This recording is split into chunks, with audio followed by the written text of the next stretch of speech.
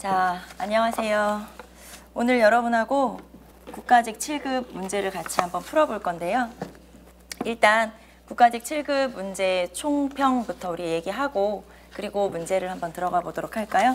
이번 시험은 여러분 어떻게 느끼셨을지 모르겠지만 시험이 굉장히 어렵게 느껴졌을 거예요, 아마.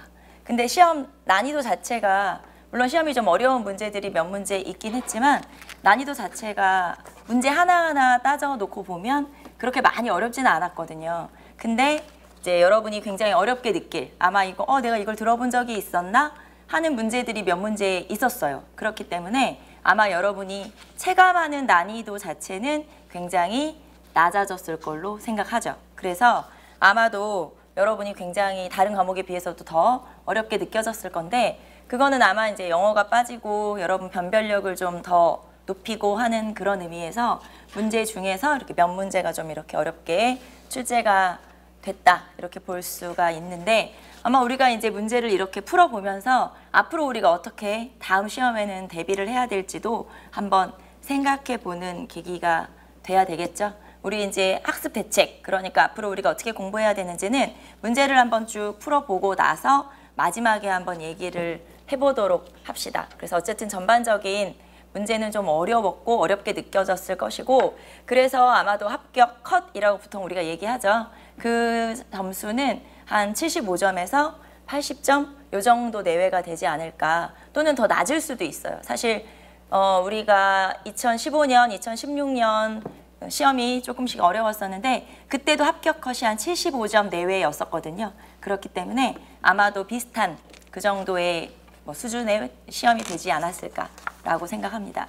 자, 그러면은 이제 문제를 한번 쭉 풀어보고 그러면서 우리가 과연 문제를 풀면서 놓친 부분은 어떤 거고 그리고 그거를 앞으로 어떻게 우리가 메꿔나가야 되는지 대책은 우리가 조금 이따가 생각을 한번 해보도록 하고요. 일단 문제로 한번 들어가 보도록 할게요. 자, 1번 문제부터 봅시다. 자, 밑줄 친 이 나라에 대한 설명으로 옳지 않은 것은 자, 시조는 이진화 시왕이다. 그로부터 도설지왕까지 대략 16대 520년이다. 최치원이 지은 서기정전을 살펴보면 가야산신 정경무주가 천신 이비가지에게 감흥되어 이 나라 왕 뇌질주일과 금관국왕 뇌질청해 두 사람을 낳았는데 뇌질주일은 곧 이진화 신왕의 별칭이고 뇌질청해는 수로왕의 별칭이다. 이 지문은 아마 여러분 굉장히 익숙할 거예요. 그래서 이 지문은 굉장히 많이 본 문제고 이런 식의 문제가 굉장히 많이 출제되죠. 자, 이 나라, 거의 이 지문이 나오면 이 나라에 밑줄 친 경우가 많아요. 대부분이라고 보시면 되죠. 그래서 그러면은 이 나라는 어디냐? 이 나라 같은 경우는 대가야가 되겠죠. 대가야가 될 거고 자, 그 다음에 그 이 나라 뒤에 나오는 뇌질청해가 바로 금관가야가 되겠죠. 그래서 대부분 이런 문제는 대가야에 대한 지문이 나오는데 여러분이 1번 문제부터 좀 어렵게 느낀 건 지문 중에서도 이거 좀 헷갈린다라는 지문들이 있었기 때문에 아마 여러분이 1번 문제부터 좀 어려웠을 거예요. 자, 1번 한번 봅시다. 5세기 후반에 급성장해 가야의 주도 세력이 되었다. 자, 5세기 후반에 급성장해서 가야의 주도 세력이 되었다. 가야라는 나라는 여러분 육가야 연맹체로 시작했죠. 그리고 전기 가야 연맹과 후기 가야 연맹으로 나눠지게 되죠. 자, 전기 가야 연맹 같은 경우는 3세기경에 성립이 됐고요. 그리고 전기 가야 연맹의 맹주, 대장 노릇한 거는 금관가야가 되겠죠. 자, 그리고 나서 중간에 고구려 군대의 공격을 받게 되죠. 그래서 후기가야 연맹이 성립이 돼요. 전기가야 연맹에서 후기가야 연맹으로 이렇게 중심지가 이동을 하게 된 건 고구려 군대의 공격을 받았기 때문이죠. 이 고구려 군대는 신라를 도와주러 왔던 광개토대왕의 군대가 되겠죠. 자, 그래서 후기가야 연맹이 이제 중심지가 넘어가면서 5세기 후반에 고령의 대가야를 중심으로 후기가야 연맹이 형성되게 되죠. 자, 그러면은 1번 5세기 후반부터 급성장해서 가야의 주도 세력이 되었다. 대가야에 대한 설명이 맞죠. 두 번째, 고령의 지산동 고분군을 대표적인 문화유산으로 남겼다. 자, 지산동 고분군이나 고야동 고분군 이런 고분군, 고령이니까 대가야가 고령을 중심지로 하고 있고 금관가야는 김해에 성립된 거잖아요. 그러니까 고령의 지산동 고분군이 당연히 중심 고분이 되겠죠. 중심 문화유산이 되겠죠. 여기서 발견된 금동관이 있어요. 아마 여러분 교재나 이런 데 사진에서 봤을 텐데 그 지문을 그 그림을 제시하면 아 이게 대가야구나 이렇게 생각하시면 되고 자 그다음에 3번 시조는 아유타국에서 온 공주와 혼인을 하였다고 전한다. 아마 이것도 여러분이 수업 시간에 스치듯이 얘기를 들었거나 아니면 처음 듣는 친구들도 있을 텐데 이렇게 인도 아유타국이라는 나라에서 이제 바다를 통해서 건너왔겠죠. 그 유이민 세력과 결혼했다고 알려진 사람이 바로 김수로 왕이에요. 그러면 김수로 왕은 금관가야의 시조기 때문에 요 3번은 금관가야에 대한 설명이 되겠죠. 자, 그다음에 4번 전성기에는 지금의 전라북도 일부 지역까지 세력을 확장하였다. 자, 5세기 후반에서 6세기 초반에 소백산맥을 넘어서 남원, 장수 이런 전라도 지방 그러니까 백제 지역이죠. 백제 지역까지 진출을 했다가 백제의 역공을 받게 돼요. 그래서 백제의 역공을 받아서 다시 그 지역을 상실하게 되는데 그 이후에 이 백제에 대응하기 위해서 대가야는 신라 법흥왕과 혼인동맹을 체결하게 되죠. 그래서 전라도 지역까지도 차지한 게 맞다. 자, 그러면 이 중에서 1번 지문에서 틀린 거는 3번이 되겠죠. 그래서 요 허황옥과 결혼한 게 김수로왕이다. 이런 얘기도 있었구나. 이렇게 생각해보시면 되겠죠. 자, 그래서 정답은 3번 찾으시면 되죠. 자, 그래서 아마 여러분이 1번 문제부터 좀 이상한데 어려운데 이렇게 느꼈을 수도 있다. 자, 그 다음에 2번 문제로 한번 넘어가 볼까요? 2번 문제 아주 어려운 문제는 아니었어요. 자, 2번 고려와 조선시대 과거제도에 대한 설명으로 옳은 것을 모두 고른 것은 자, 고려시대의 제술업이 명경업보다 중시되어 그 합격자를 중용하였다. 자, 고려시대는 문과, 그 다음에 잡과, 승과 이렇게 시험을 봤었죠. 특히 문과 중에서는 제술과와 명경과 시험을 봤었어요. 제술과와 명경과 시험을 봤었는데 이 중에서 제술과 같은 경우는 한문학 시험을 보는 거예요. 그러니까 문장, 사장이라고 표현하죠. 그 다음에 명경과라고 하는 건 유교 경전 시험을 보는 거예요. 유교 경전 시험. 그래서 여러분이 이것까지도 알아두시면 되겠죠. 제술과는 어떤 시험을 보는지, 명경과는 어떤 시험을 보는지. 이거랑 연결해서 왜 우리 조선시대의 시험 중에 속과 시험이 있죠.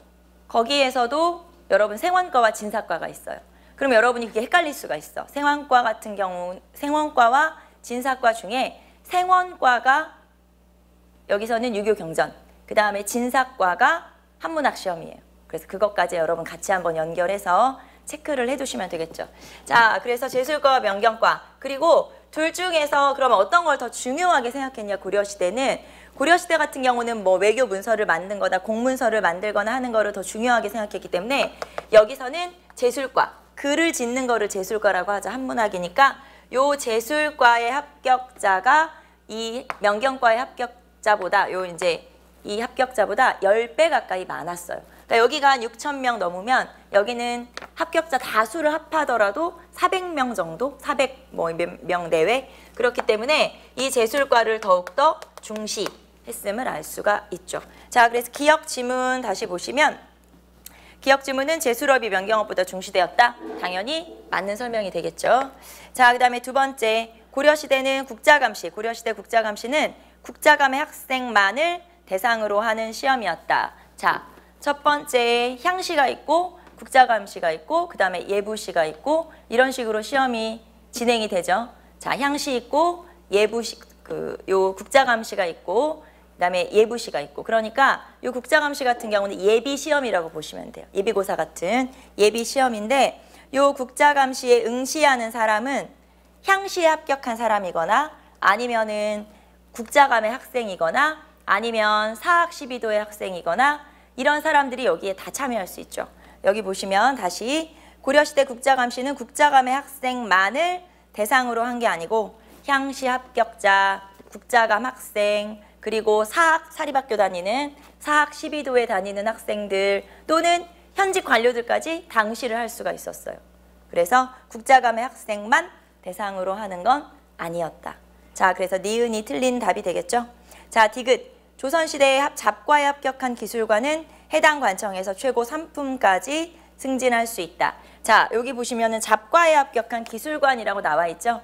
기술관이나 서울 같은 경우는 우리가 최고 3품까지만 승진할 수 있는, 우리가 이런 거를 한품 서용이라고 하거든요. 어느 정도 올라갈 수 있는 그 벼슬이 정해져 있었어요, 등급이. 그래서 한품 서용에 의해서 기술관 같은 경우는 최고 3품까지만 올라갈 수가 있죠. 물론 뭐 어떤 일부 예외 규정이 있긴 해요. 예외로 뭐 어떤 사람은 어디까지 올라갔더라 그런 게 있긴 하지만 일반적으로는 거의 3품까지, 한품 서용이 적용돼서 3품까지 올라갈 수 있죠. 자, 그래서 디귿이 맞는 설명이네요. 자, 그 다음에 리을. 조선시대의 음서 대상도 고려시대와 동일하여 음서를 통해서 고위관리까지 진출하였다. 자, 음서 얘기를 좀 해봅시다. 음서는 고려시대의 음서와 조선시대의 음서가 있죠. 고려시대 같은 경우는 5품 이상이 음서의 혜택을 받을 수 있죠. 자, 5품 이상의 고위관리의 자제는 시험을 보지 않아도 관직에 오를 수 있고, 제가 자제라고만 얘기했지만 여기서는 직계만 해당되는 건 아니죠. 여기서는 뭐 조카, 동생, 사위, 외손 다 들어가요. 그래서 5품 이상 고위관리 자제는 시험을 보지 않아도 된다. 그리고 고려시대 같은 경우는 고위관직 승진까지도 가능하죠. 고위직 승진이 가능하다. 자, 그런데 조선시대는 2품 이상의 관리의 자제가 혜택을 볼 수 있어요. 그러니까 여기는 5품이고 여기는 2품이니까 혜택이 어떻게 된 거냐? 확 줄어든 거죠. 자, 그래서 2품 같은 경우는 거의 뭐 장차관급, 지금으로 하면 그 정도로 아주 높은 그런 벼슬이기 때문에. 자, 그리고 고위직 승진이 불가능하다. 그래서 조선시대는 훨씬 더 제약이 있구나라는 거. 자, 거기 보시면 고려시대와 동일하다라는 표현이 틀린 표현이겠죠. 그래서 정답은 기역과, 옳은 것이니까 기역과 디귿 1번 찾으시면 되겠죠. 자, 그래서 우리가 1, 2번 한번 풀어봤어요. 3번으로 한번 넘어가 봅시다. 자, 3번 봅시다. 3번, 다음 기역에 대한 설명으로 옳은 것은, 자, 미국은 제너럴 셔먼호 사건을 구실로 통상을 요구해왔다. 이어 군함을 이끌고 강화도로 침략하였다. 자, 제너럴 셔먼호 사건의 결과라고 했으니까 요 전쟁은 강화도로 침범했다라고 했으니까 신미양요가 되겠죠. 자, 신미양요면은 이제 미국이 쳐들어온 거고, 조선군의 결사항전과 정부의 통상겁으로 미군은 결국 퇴각했다. 그러나 개항 이후에 조선 정부도 수교의 필요성을 인식하고 전권대사 신원을 통해서 미국과 조약을 체결했다. 자, 미국과 조약을 체결했다고 했어요. 그러면 일단 이 조약은 조미소 통상 조약이 되겠죠.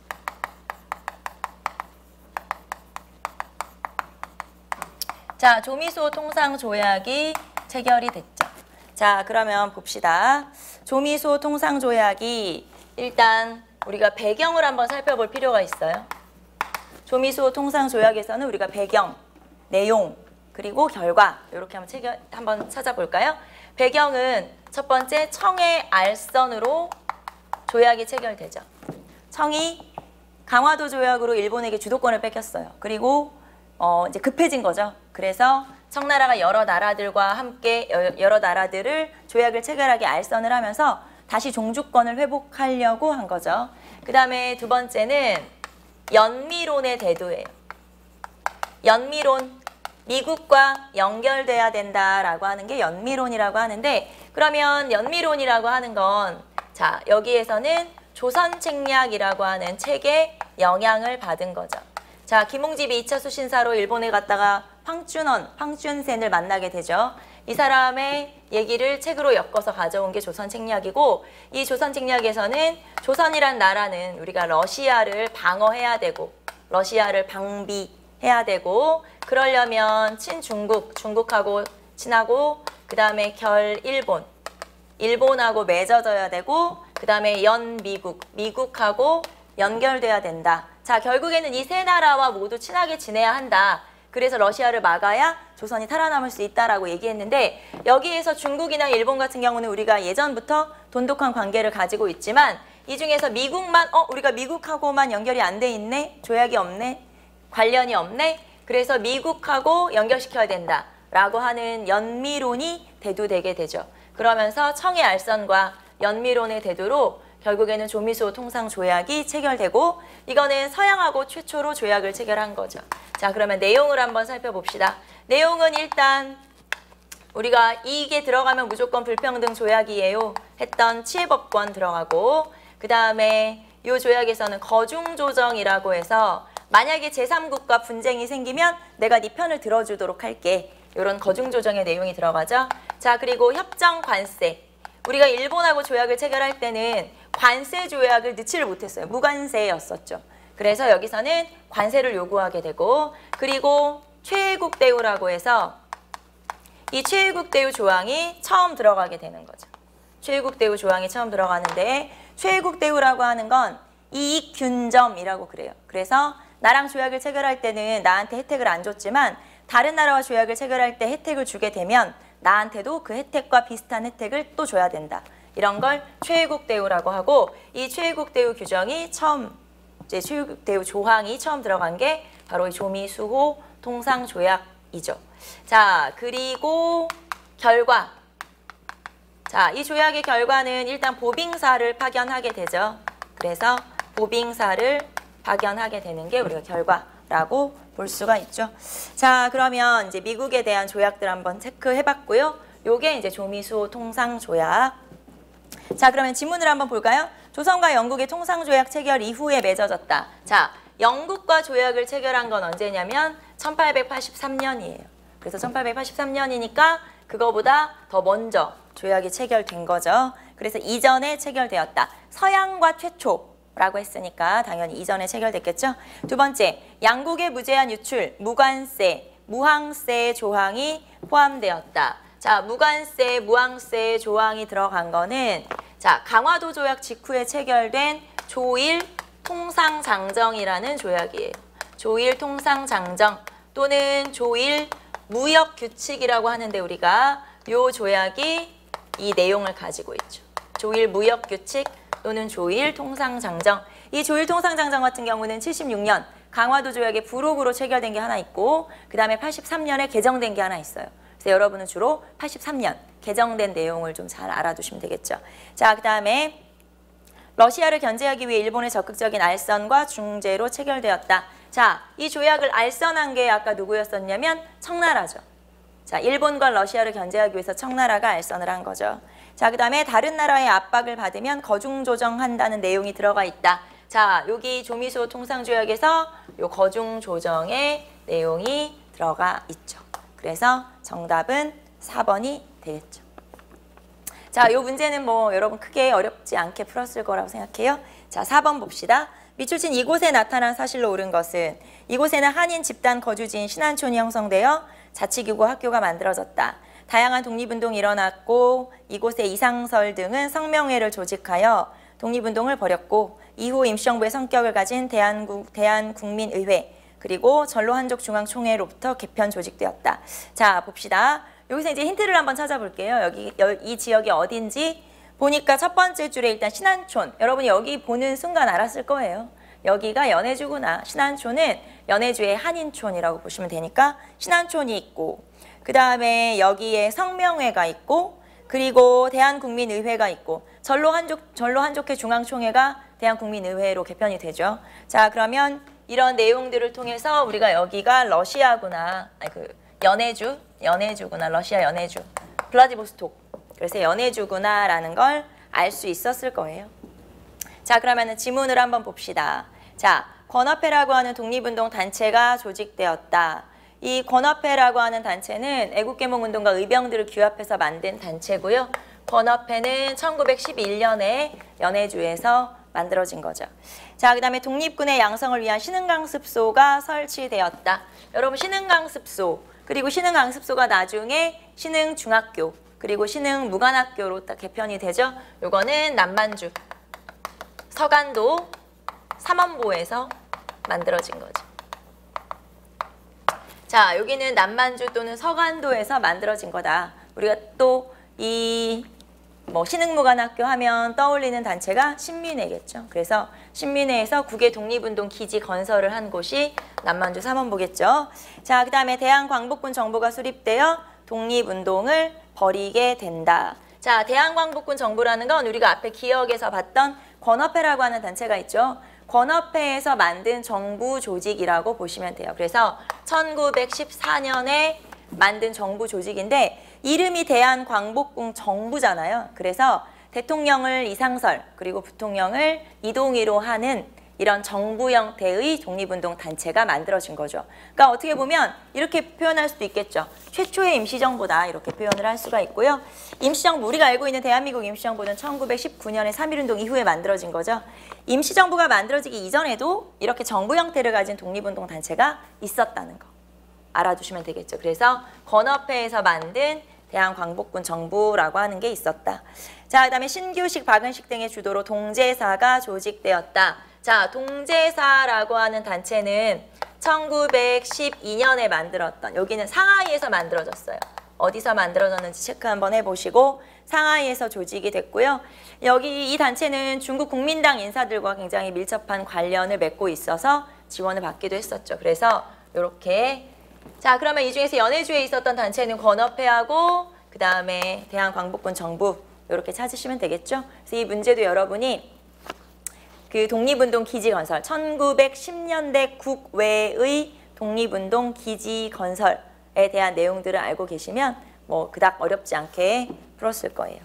자, 5번 봅시다. 발해에 대한 설명으로 옳지 않은 거.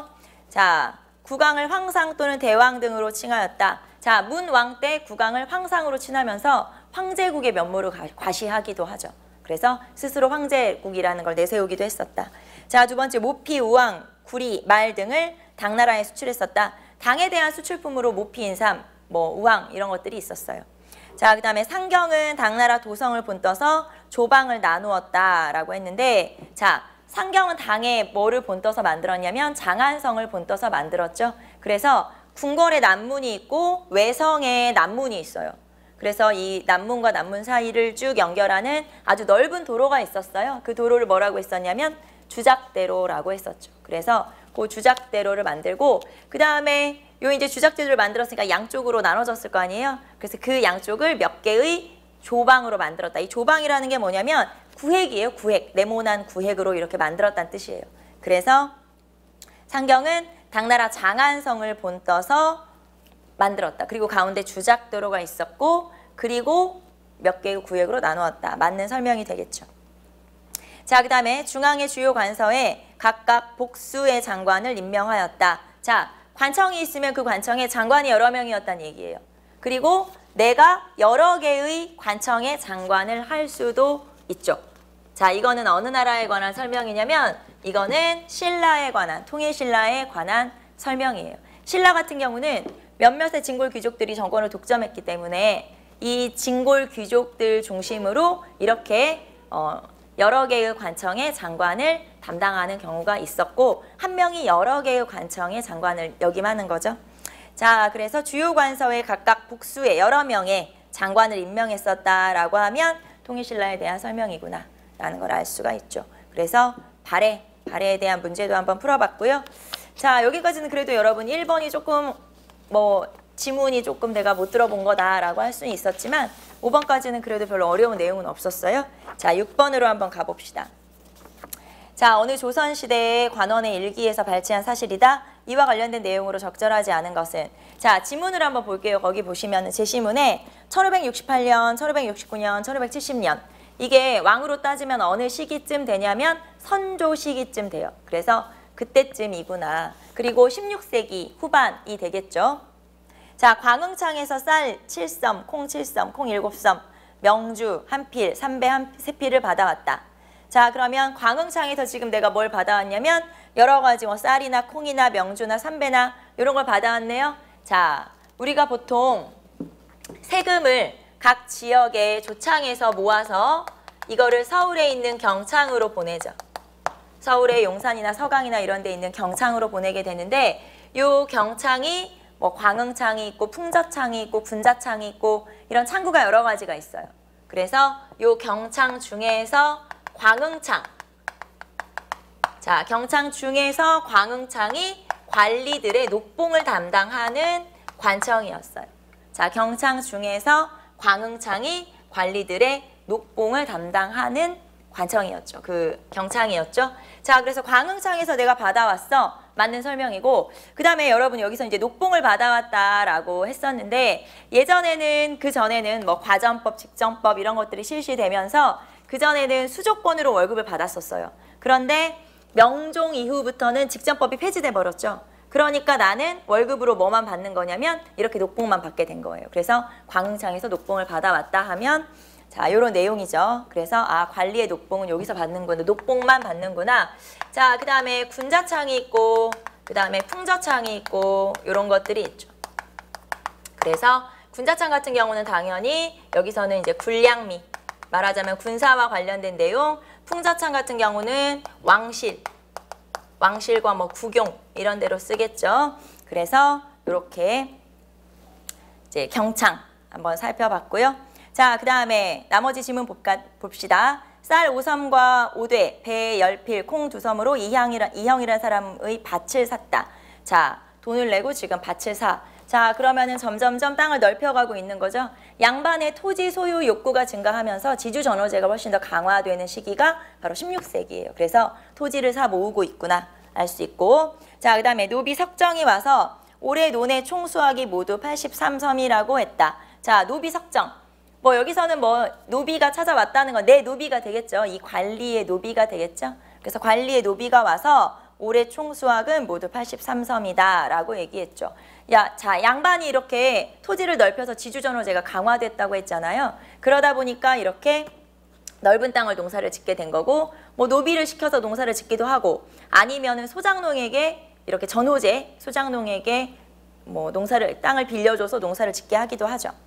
자, 그 다음에 이호원이 찾아와서 호조에 속한 공장이 만들어 파는 충정관을 구입할 것을 권했다. 자, 호조에 속한 공장, 여기서 공장이라고 하는 건 수공업자를 얘기하죠. 그래서 수공업자는 자기가 만들 수 있는, 그러니까 내가 부역의 형태로 나라에다가 이렇게 내 노동력을 제공을 하는데, 자, 그렇게 국역, 내가 만들어야 되는 할당량들이 있어요. 그 할당량을 다 채우게 되면 내가 물건을 더 만들 수 있고, 이 물건은 개인적으로 나라에 세금을 조금 더 내고 나 혼자 개인적으로 물건을 팔 수가 있죠. 그러니까 이거는 개인이 살 수도 있다. 원래는 국역을 져야 되는데 이 수공업자 같은 경우는 국역 이외에 물건을 만들어서 또 개인적으로 판매할 수 있기 때문에 이렇게 개인적으로 만든 거를 사라, 뭐 이렇게 할 수도 있는 거죠. 팔 수도 있는 거죠.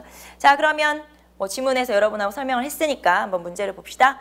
이 관원은 녹봉을 광흥창에 가서 받았다. 네, 광흥창에 가서 받고, 여기 아까 선조라고 했으니까 명종 이후부터는 직전법이 폐지되면서 사적 수조권을 받는 대신에 녹봉을 받는 거죠. 녹봉제가 실시됐으니까. 자, 이 관원이 이형에게 산 밭은 병작반수의 형태로 경작을 시킬 수가 있었다. 자, 16세기 이후에는 지주전호제가 강화가 돼요. 더 활발해지고 더 확대가 되죠. 그러면서 내가 땅을 계속 넓혀서 토지 소유를 확대하여 농민들에게 토지를 빌려주고 그 농민들에게 지대를 받아요. 자, 그 중에서 지대를 보통은 얼마를 받냐면 2분의 1. 요거를 병작반수라고 하죠. 그래서 병작반수의 형태로 경작을 시킬 수가 있었다. 맞죠? 병작반수에 입각한 지주전호제가 훨씬 더 강화되죠.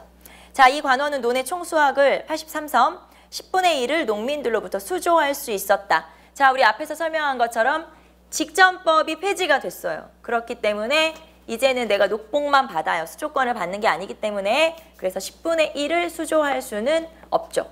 자, 그리고 조선 초에 10분의 1을 받았던 거지, 그 세금으로. 자, 세종 때 공법이 실시되면서는 20두, 1개월당 20두에서 4두까지 또 차등으로 받았고 했기 때문에 10분의 1을 받는다는 건 이 시기와 맞지 않는 지문이 되는 거죠. 그래서 정답은 3번이죠. 자, 4번. 이 관원은 관청에 소속된 공장들이 개인적으로 생산하는 물품을 구입했다. 네, 앞에서 설명한 것처럼 국역을 채우면 그 이외에 만드는 물건은 나라의 세금을 조금 내고 내가 개인적으로 판매할 수가 있다. 그래서 여기서 정답은 3번 찾으실 수가 있겠죠. 자, 그 다음에 7번 갑시다. 신라말 진성왕대의 사실 옳지 않은 거. 진성왕이라고 해서 또 여러분이 헷갈리진 않았겠죠. 당연히 진성왕이 진성여왕을 얘기하는 거고요. 자, 진성여왕이면 신라 말기, 신라 하대, 신라 말기의 왕이고요. 신라가 무너져 내려가고 있을 때죠. 거의 망해가고 있을 때, 자, 그래서 진성왕대의 사실로 옳지 않은 것은, 제가 연도를 좀 구체적으로 써볼 건데 사실 연도 자체는 별로 의미는 없지요. 우리가 다 연도 전체를 다 외울 수는 없는 거기 때문에, 자, 그래서 887년부터 897년까지 재위 기간이긴 한데 우리가 신라 하대, 신라 말기 이렇게 알아두시면 되겠죠. 자, 1번 봅시다. 견훤이 무진주에서 군사를 일으켰다. 자, 무진주라고 나와 있죠. 여기서는 이제 광주, 그래서 무진주에서 이렇게 군사를 일으켰는데, 견훤이 여기서는 군사를 일으켰다라고만 나온 거잖아요. 아직까지는 나라를 세운 건 아니죠. 그래서 나라를 세운 건 아직 아니고 지금 군사를 모아서 세력을 키우고 있고요. 나중에 이제 군사를 여기서 모은 후에 900년에 가면은 완산주를 기반으로 해서 견훤이 후백제를 건국하게 되는 건데, 요거는 진성여왕이 아니고요. 효공왕이라고 하는 왕이에요. 그래서 나라를 세운 것보다 여기는 조금 더 앞에 얘기를 지금 하고 있는 거예요. 그래서 지금 세력을 키우고 있다. 아직 나라를 세운 건 아니고. 자, 1번 무진주에서 군사를 일으켰다. 요게 이제 우리가 시기로 그냥 얘기를 해보면 892년이니까 요 시기 안에 들어가게 되겠죠.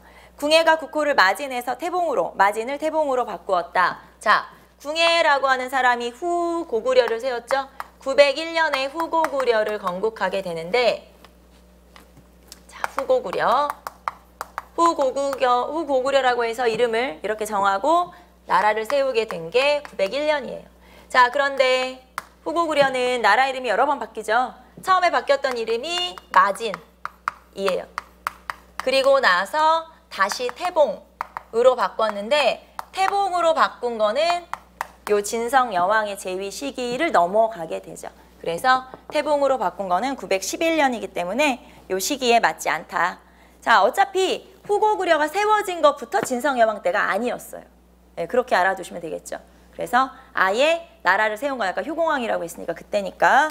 자, 그 다음에 원종과 애노가 사벌주에서 반란 일으켰다. 요 지문이야 우리가 다 알고 있는 내용이죠. 그래서 원종과 애노가 사벌주는 상주에서 반란 일으켰다라고 했으니까 요거는 진성여왕 때가 딱 맞아 떨어지죠.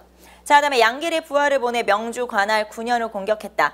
양길이 부하를 보내서 명주는 지금의 강릉인데 그 지역을 점령했다라고 했어요. 그러면 양길의 부하가 누구냐? 이게 궁예였어요.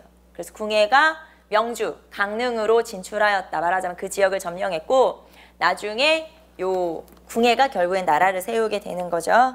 자, 그래서 이 중에서 진성여왕 때, 여기 4번 같은 경우는 제가 연도로 구체적으로 얘기하면 이때긴 한데 나라를 세우기 전이잖아요. 지금 양길의 부하로 있을 때니까. 그러니까 진성여왕 때라고 우리가 추측을 해볼 수가 있겠죠. 그래서 요 시기에서 2번이 정답이고, 여기서는 여러분이 후고구려의 이 국호의 변화를 좀 알고 계시면 이 문제를 쉽게 풀 수 있겠죠. 그래서 아마도 이 여러분 중에서는 7번 문제를 굉장히 또 어려웠다 이렇게 느끼는 친구들도 있었을 거예요.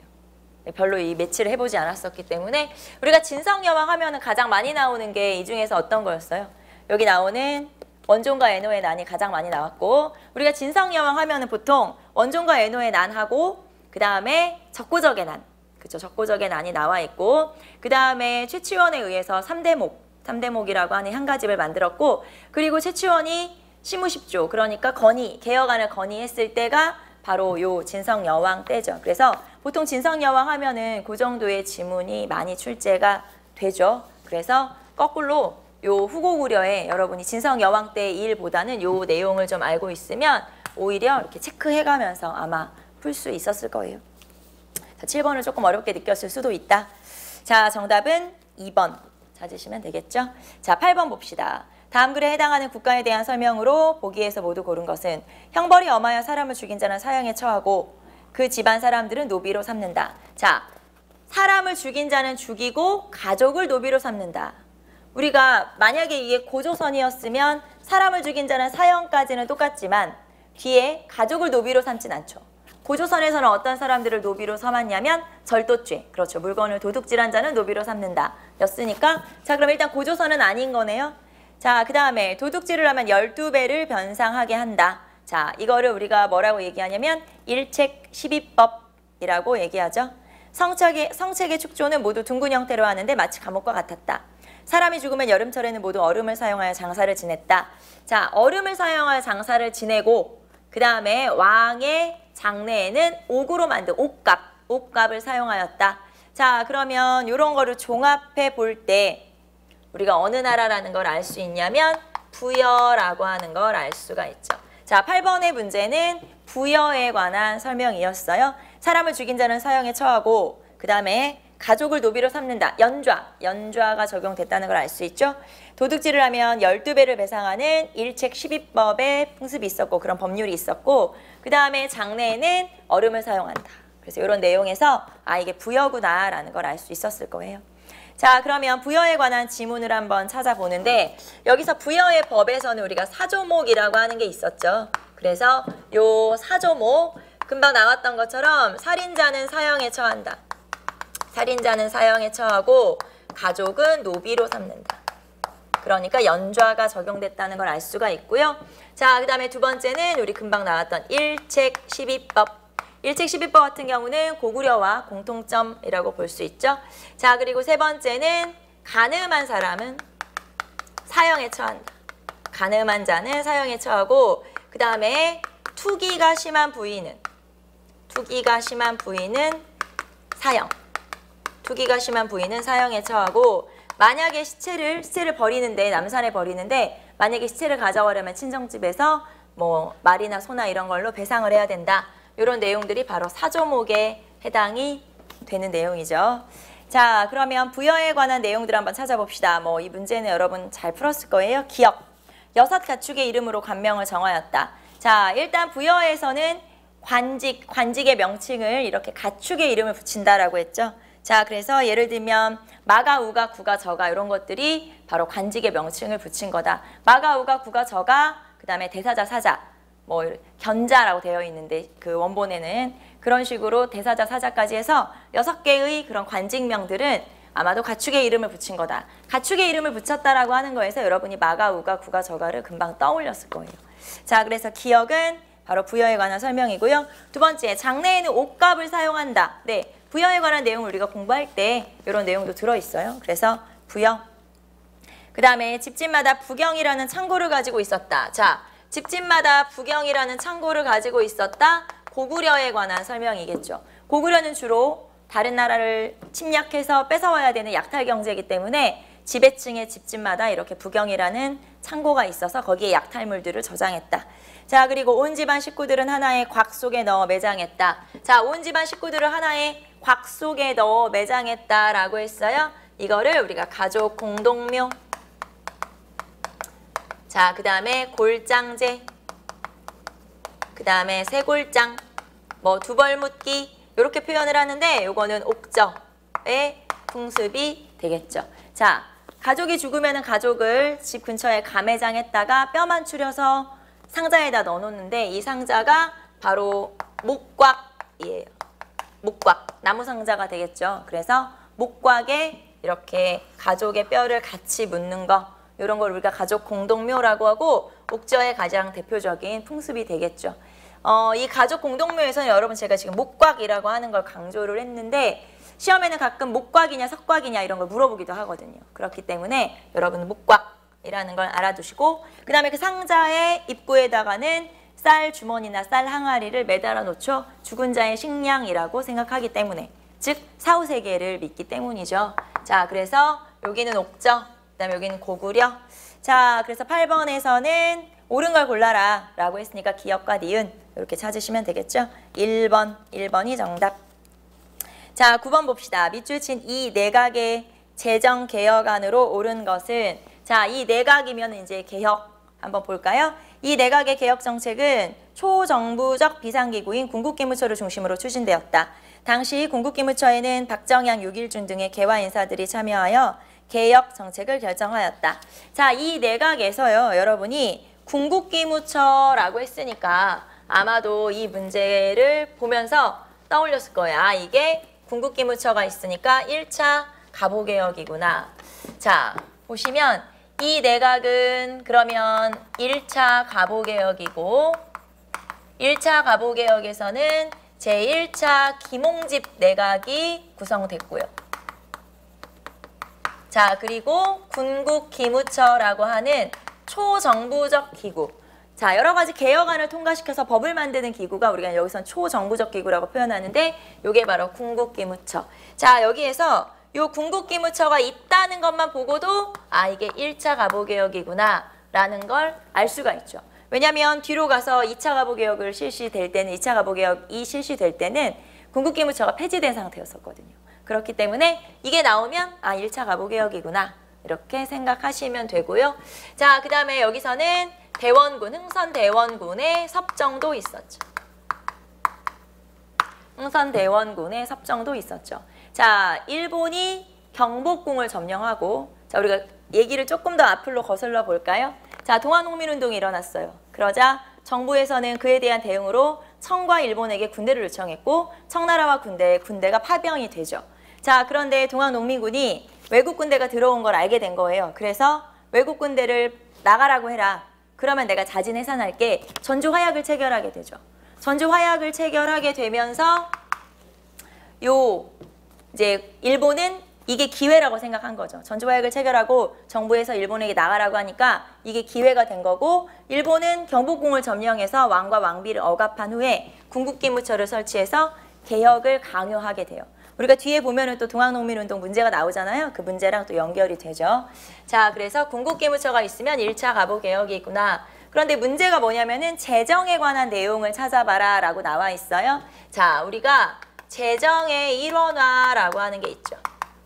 재정을 너무 여러 군데서 담당하니까 요거를 한 군데에서 담당을 합시다. 요게 재정의 일원화예요.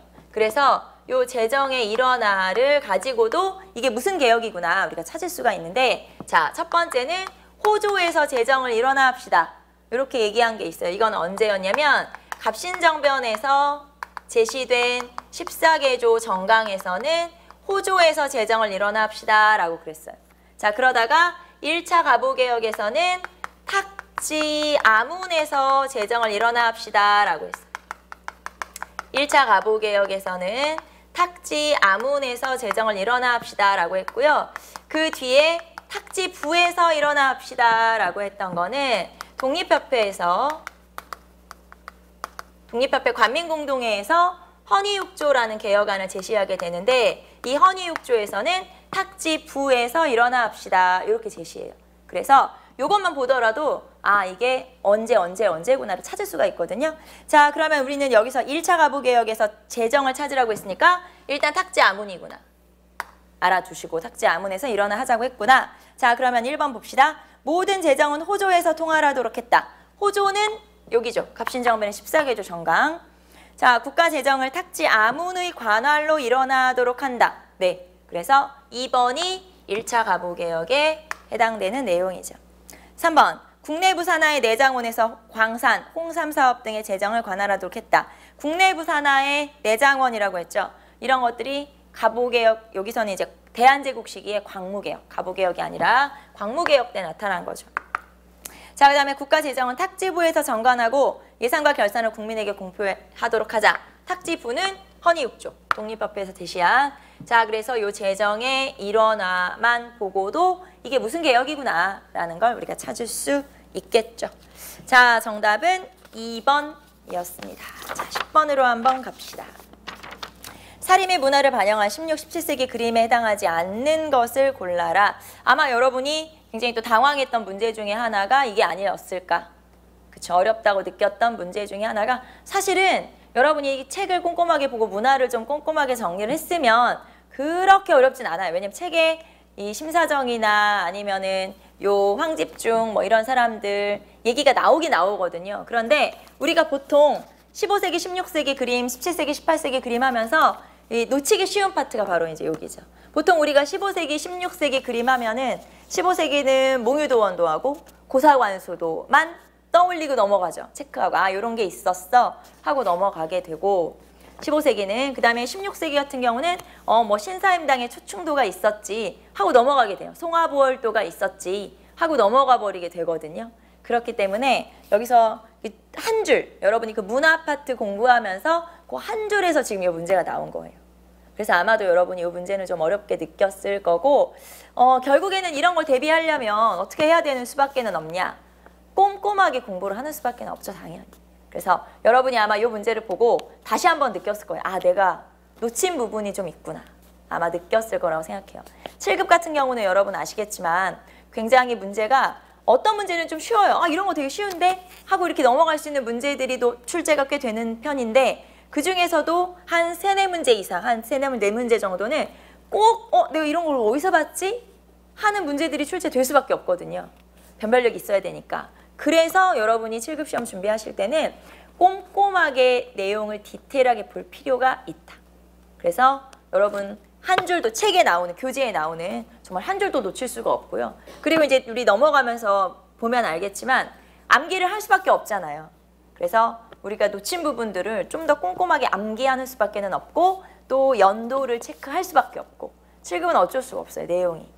당연히 여러분 변별력 때문에 문제를 어렵게 낼 수밖에 없기 때문에 아마도 10번도 사실 되게 어려운 문제예요. 이런 건 아니에요. 그런데 정말 놓치기 쉽다. 내가 그 한 줄을 안 읽었으면 또는 그 한 줄 내용을 이거 넘어가 그렇게 하고 넘어갔으면 틀릴 수밖에 없는 그런 문제이기 때문에 다시 한번 아마 여러분 생각하셨을 거예요. 생각하게 됐을 거예요. 꼼꼼하게 공부해야 되겠구나.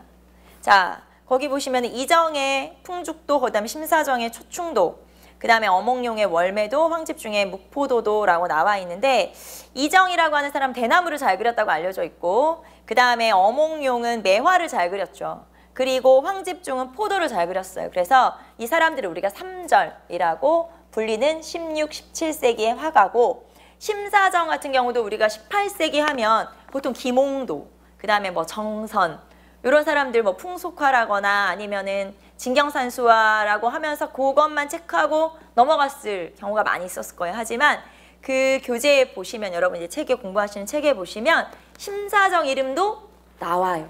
우리가 그냥 넘어가서 그렇지 김홍도나 뭐 심사정이나 다 이름이 언급이 되거든요. 근데 우리가 이제 그냥 김홍도, 그래 김홍도 풍속하지 이렇게 하고 넘어가서 그렇지 사실은 이런 심사정 이름도 나와 있고 꼼꼼하게 본 친구들은 이름에서도 벌써 그냥 딱 이 사람은 이렇게 알 수 있었을 거예요. 근데 이제 여러분이 초충도에서 매몰되면 안 되죠. 초충도는 내가 16세기에 들어봤는데 이렇게 생각하시면 안 되고요. 화가는 여러분이 우리가 김홍도 하면은 뭐만 떠올라요? 풍속화만 떠오르죠. 근데 김홍도가 풍속화만 그린 게 아니거든요. 불교에 관한 그림도 되게 많이 그렸고 그 다음에 뭐 풍속화는 물론 많이 그렸지만 다른 그림들도 되게 많이 그렸어요. 그렇기 때문에 화가가 한 가지 종류의 그림만 그리는 건 아니니까 다양한 그림을 그릴 수가 있기 때문에 여러분이 이제 화가의 어떤 이름 가지고 기억을 좀 하셔야 되겠죠. 그래서 심사정은 18세기 화가이기 때문에 이분의 스승이 정선이에요. 정선. 겸재정선. 그렇기 때문에 요 사람은 18세기의 화가다라는 걸 알 수가 있죠. 그래서 이 문제가 아마 여러분이 좀 어렵게 느꼈을 문제. 자, 정답은 2번이었고요. 11번 갑시다. 다음 기행문의 기역에서 출토한 유물로 적절한 것은 며칠 전 나는 공주 시내의 유적지를 둘러보았다. 가장 인상에 남는 것은 송산리 고분군이다. 자, 우리가 송산리 고분군. 자, 송산리 고분군이고 공주면은 여기는 이제 웅진 시대였겠죠. 자, 여기는 두 번째 수도였던 웅진 시대. 자, 웅진 시대의 고분군이 송산리 고분군이에요. 자, 그러면 이 송산리 고분군에는 굴식 돌방 무덤이 있고요. 그 다음에 벽돌 무덤이 있죠. 굴식 돌방 무덤 같은 경우는 이게 누구의 무덤인지 규정 지을 수가 없죠. 그래서 이 무덤은 송산리 1호에서 6호분 1호에서 6호분 이렇게 이름을 붙인 거고요. 5호분. 자, 그리고 벽돌 무덤이 2개가 있는데 하나는 역시 누구의 무덤인지 규정 지을 수 없기 때문에 송산리 6호분이라고 부르고 그 다음에 나머지 하나가 바로 여기서 설명하는 이 고분이 되겠죠. 나머지 볼까요? 그곳에는 기역이 자리 잡고 있었으며 전시관이 마련되어 있었다. 자, 연도의 현실을 아치형으로 조성한 벽돌 무덤이다. 이 무덤에서 금송으로 만든 왕과 왕비의 관을 비롯한 많은 부장품을 출토했다. 중국 남조 양나라와 외화의 교류를 짐작케 하는 무덤이다. 자, 보시면은 이 송산리 6호분이 일제시대 때 굉장히 도굴이 많이 됐어요. 그래서 비만 오면은 천장에서 물이 새고 난리가 나요. 그래서 요 송산이 6호분의 배수로 공사를 하는 과정에서 전혀 몰랐던 새로운 무덤이 하나 발견이 된 거죠. 그 무덤이 바로 무령왕릉이죠. 자, 무령왕릉은 첫 번째 1971년에 발견된 거고요. 자, 그 다음에 당연히 벽돌무덤 양식인데 이 벽돌무덤 양식이라고 하는 건 중국 남조의 영향을 받은 거죠. 중국 남조의 영향을 받은 그런 무덤이죠. 그래서 중국 남조 양식 벽돌무덤으로 만들어진 거고, 자, 그리고 여기에서는 무령왕릉 지석이라거나 그 다음에 뭐 석수라거나 이 지석이라고 하는 게 여기서 누가 묻혔다. 이 무덤의 주인이 우리 왕과 왕비인데 우리 왕과 왕비가 누구다라고 규정을 하고 있어서 이 무덤에 이름이 붙어 있잖아요. 무령왕릉이라고. 정확히 피장자를 알 수 있는 가장 대표적인 무덤이 바로 이 무령왕릉이죠. 자, 그 다음에 금송으로 만든 관이 발견이 됐죠. 여기서 말하는 금송은 일본산 소나무로 만든 관이 발견된 거예요. 그래서 왕과 왕비의 그 시신을 넣는 관이 일본산 나무로 되어 있고, 그 다음에 중국의 오수전도 발견이 됐어요. 그러니까 일본 나무로 만든 관, 중국 돈, 그래서 굉장히 좀 글로벌하죠. 이 무덤의 자체가. 자, 그래서 이런 여러 가지 뭐 금제, 장식 이런 것 등 굉장히 많은 그런 유물이 쏟아져 나온 게 바로 이 무령왕릉이라고 하는 거죠. 자, 그러면 기역에서 출토한 유물에 관한 설명으로 적절한 것. 자, 1번 봅시다. 무덤 안에 있는 여러 왕비의 토우. 토우는 흙으로 만든 그 인형을 말하는 건데 보통은 토우는 신라 초기 무덤에서 많이 나와요. 그래서 신라 초기 무덤이면은 돌무지 덧널 무덤이 되겠죠. 그래서 돌무지 덧널 무덤에서 많이 나왔고, 두 번째 무덤 안에 놓여있는 왕과 왕비의 지석. 지석이라고 하는 게 이 무덤이 누구 무덤이에요 라는 걸 써놓은 그런 돌을 말하죠. 묘지석을 말하는 거예요. 그래서 이 지석에서 이 무덤이 주인이 누구다라는 걸 우리한테 알려준 거죠. 이게 바로 무령왕릉 지석이에요. 정답은 2번이죠. 자, 무덤 안에 네 벽면을 장식한 사신도 벽화. 자, 네 벽면을 이렇게 사신도 벽화로 장식을 했다는 건 수호신의 개념을 담고 있는 거고, 그러면 이거는 도교의 영향을 받은 거죠. 그러면 도교의 영향을 받았다는 건 어떤 무덤이 대표적이냐? 고구려 강서 고분. 네, 고구려 강서 고분이 가장 대표적이죠.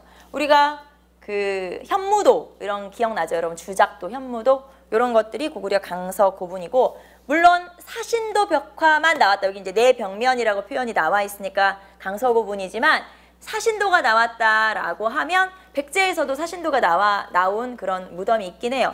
여기 앞에서 제가 송산리 6호분이라고 해서 비슷한 벽돌 무덤이 있다라고 했잖아요. 여기에서는 벽화가 출토가 됐죠. 자, 송산리 6호분에서는 사신도 벽화가 있어요.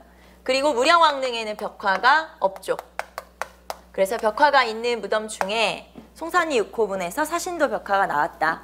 자, 그런데 여기 지문에서는 사면에 모두 사신도가 있다라고 표현했으니까 요거는 강서 고분에 해당되죠.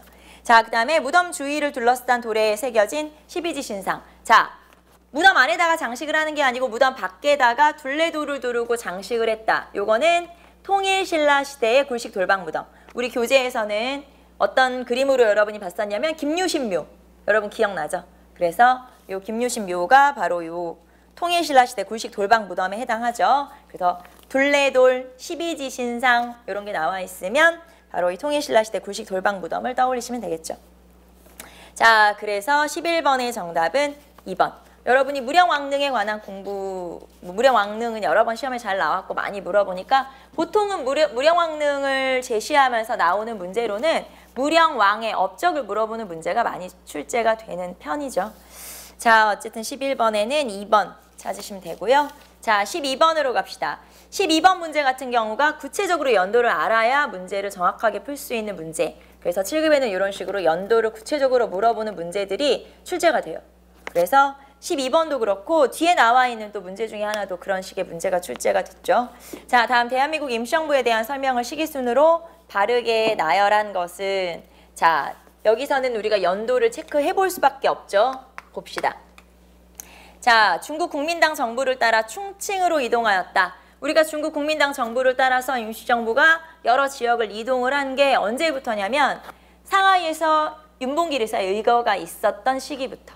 그때는 일단 일본이 상하이를 점령한 상하이 사변이 일어났었고 그 상하이 사변에 전승 축하 파티에 폭탄을 던진 거예요. 그러니까 일단 윤봉길 의사의 의거가 있었고 그리고 그 전에 상하이는 이미 일본한테 점령을 당했고 그렇기 때문에 더 이상 임시정부를 상하이에 둘 수가 없었던 거죠.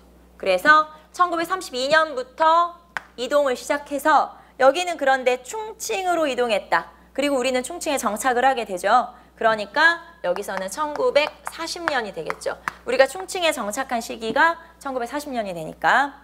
자, 부주석제를 신설하여 김규식을 부주석으로 했다. 자, 그 전에 이 충칭으로 이동하면서 그 전에 체제를 바꿔서 주석제로 바꿨고요. 그 다음에 이때 5차 개헌이에요. 이게 이제 임시정부의 개헌 중에서 총 5번 개헌이 있었는데 그 중에서 5차 개헌을 통해서 주석, 부주석제로 바꾸게 되죠. 그리고 그 부주석에는 김규식이 이제 추대가 된 거고. 자, 그래서 5차 개헌의 시기는 1944년이 되겠죠. 자, 그 다음에 김원봉이 이끄는 조선의용대를 한국광복군에 편입을 하였다. 조선의용대가 편입을 시켰다. 자, 봅시다. 조선의용대라고 하는 군대가 한국광복군의 일부가 편입이 됐는데 그거는 1942년에 결정이 된 거예요. 자, 조선의용대라고 하는 군대가 있었죠. 조선의용대는 자, 조선민족혁명당에서 만든 조선민족전선연맹 산하의 군대예요. 이 군대가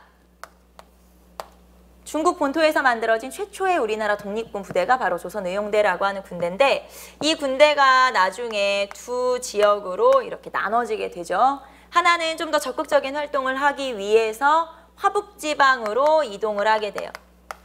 화북지방에 중국 공산당을 찾아서 좀 더 적극적 활동을 하기 위한 많은 청년들이 화북지방으로 이동을 하게 되고 처음에는 화북지대, 조선의용대 화북지대를 결성했다가 나중에는 조선의용군으로 개편이 되죠.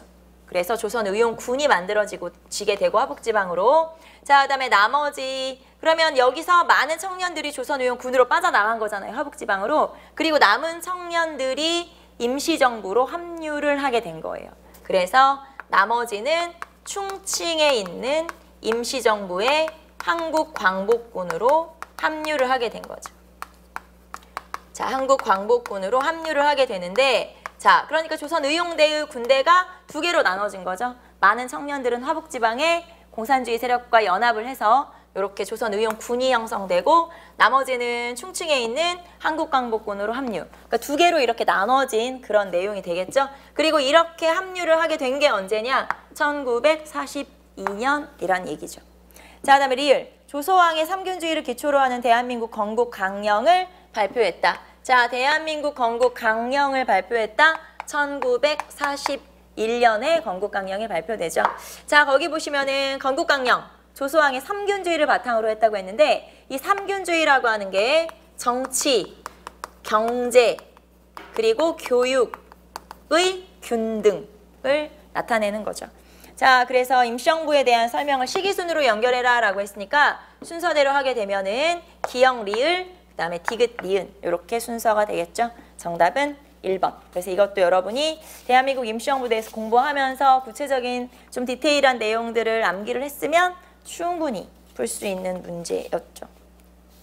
자, 그 다음에 13번 봅시다. 밑줄 친 그에 대한 설명으로 옳은 것. 그는 스스로 국공에 올라 왕태자와 동등한 예우를 받았으며 자신의 생일을 인수절이라 하였다. 그는 남의 토지를 빼앗고 공공연히 뇌물을 받아 집에는 썩는 고기가 항상 수만 근이나 되었다. 스스로 국공의 자리에 올라서 높은 자리에 올라서 황태자와 다름없었고 생일을 인수절이라고 했대요. 그래서 그 정도로 인수절이면 이제 뭐 국경일 이런 거죠. 지금으로 하면. 그래서 그렇게 칭하였고 그리고 남의 뭐 토지를 뺏고 남의 걸 뺏고 그래서 항상 썩어나가는 고기가 수만 근이었다. 자, 이거는 누구에 대한 기록을 지금 이렇게 하고 있는 거냐면 이자겸에 대한 기록을 하고 있는 거예요. 그래서 우리가 이자겸이라고 하면은 고려시대의 인종 때, 자, 고려 인종 때의 이자겸을 얘기하는데 이자겸 같은 경우는 예종과 인종의 외척이죠. 그러면서 이 왕실과의 혼인을 통해서 굉장히 권력을 누렸던 문벌귀족 중에 한 명이고요. 자, 이 인주 이씨 또는 경원 이씨 가문, 즉 경원 이씨 가문의 문벌귀족이었는데 나중에 이 사람이 너무 권력이 많아지게 되고 또 그리고 그때 하필 유행했던 게 18자 위왕설이라고 하는 게 있었어요. 여러분 들어봤겠죠? 18자 위왕설. 이 씨가 왕이 될 거다라고 하는 그런 또 유언비어들이 유행을 하게 되죠. 그러다 보니까 결국에는 본인이 왕이 돼봐야겠다. 반란을 일으키게 되죠. 그게 바로 이자겸의 난이고 우리가 이 이자겸의 난을 통해서 문벌귀족 사회 내부의 모순이 밖으로 드러난 그런 사건이 바로 이자겸의 난이겠죠. 자, 그러면 그에 대한 설명으로 옳은 것을 골라라. 자, 1번. 그가 일으킨 난을 경계의 난이라고 한다. 자, 우리가 경계의 난은 어디서 들어봤냐면은 만적의 말했던 내용이 남아있잖아요. 거기에서 경계의 난이라는 표현을 우리가 한번 읽어본 적이 있거든요. 자, 경계의 난이 뭐냐면 경인의 난과 계사의 난을 합쳐서 경계의 난이라고 해요. 경인의 난과 계사의 난을 합쳐서 경계의 난이라고 하죠. 경인의 난은 정중부의 난을 얘기하는 거예요. 정중부의 난이 무신정변이죠, 결국에는. 그래서 이게 무신정변이구나. 자, 그 다음에 계사의 난은 김보당의 난이에요. 김보당의 난은 반무신난이라고 볼 수가 있죠. 그래서 자, 경계의 난. 그러면 경계의 난을 일으킨 사람은 정중부하고 김보당이니까 당연히 이자겸이 아니죠. 자, 그리고 2번. 아들을 출가시켜 현화사 불교 세력과 강력한 유대 관계를 맺고 있었다. 자, 현화사 주지인 의장이라고 하는 승려가 있었는데 그 사람이 바로 이자겸의 아들이었어요. 그래서 이 현화사는 왕실과 굉장히 돈독한 그런 관계를 맺고 있었고 이 현화사의 승려들이 이자겸의 난이 일어났을 때 동원이 되기도 했었죠. 한 300명 정도가 이자겸의 난이 일어났을 때 동원이 되기도 했었다. 그래서 이 현화사와 밀접한 관련을 맺고 있다. 이게 바로 이자겸에 관한 설명이 되겠죠. 그래서 2번이 이자겸에 관한 설명. 자, 3번. 금의 군신관계 요구에 반대하여 금정벌론을 주장하였다. 자, 이자겸은 금나라가 우리한테 금을 세우고 나서 군신관계를 요구하게 됐을 때 그거를 수용했던 사람이에요. 자, 그러면 여기 나오는 것처럼 금국을 정벌하자라고 주장했던 사람은 누구? 당연히 묘청이 되겠죠. 그래서 묘청이 금정벌론을 주장을 하게 되죠. 자, 문벌귀족 세력들의 세력을 억누르기 위해서 지덕 세왕설. 지덕이 세했으니까 수를 옮겨야 된다. 서경으로 천도를 주장했던 사람이 누구냐? 묘청이죠. 서경파의 대표적인 인물이 묘청이니까. 자, 그래서 3번과 4번은 묘청에 관한 설명이었고 2번이 이자겸에 관한 설명이었어요. 그래서 이자겸 찾으시면 되고요. 자, 그래서 13번 문제는 여러분이 조금 어렵게 느꼈을까? 글쎄요, 이거 별로 그렇게 딱 어려운 문제는 아니었는데. 자, 13번 문제. 자, 그리고 14번으로 넘어갑시다. 다음 글에 나타난 무리들에 대한 설명으로 옳은 것.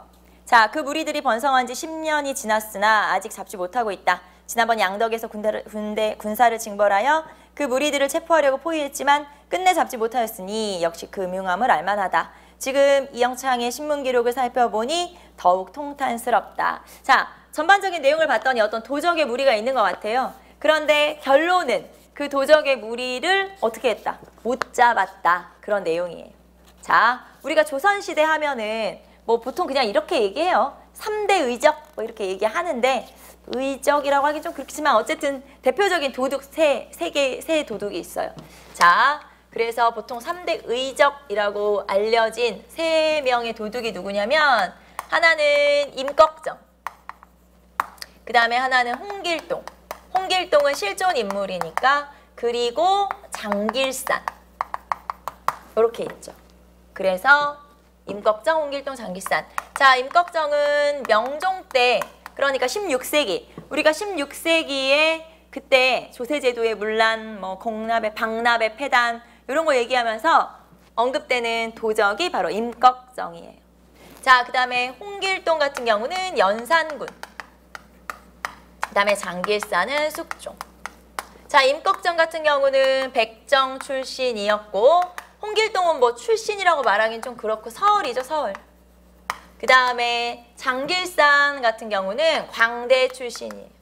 광대 출신이죠. 그래서 보통 우리가 이렇게 세 명을 떠올리는데 이 중에서 힌트는 뭐냐면은 그럼 이 중에 이제 나온 세력인데 힌트는 뭐냐? 잡히지 않았다. 그게 힌트예요.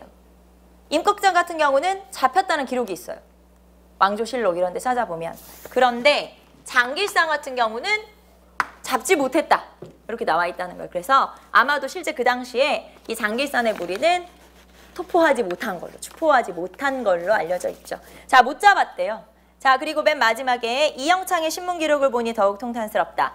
이영창이라고 하는 서울 출신의 인물과 같이 반란을 일으키려고 준비를 하기도 했었죠. 그래서 그게 바로 장길산의 무리구나. 그래서 아마 여러분이 좀 어려웠을, 내가 들어본 적이 없는데 이거는 그랬던 문제가 14번 문제도 아마 그렇지 않았을까 생각해요.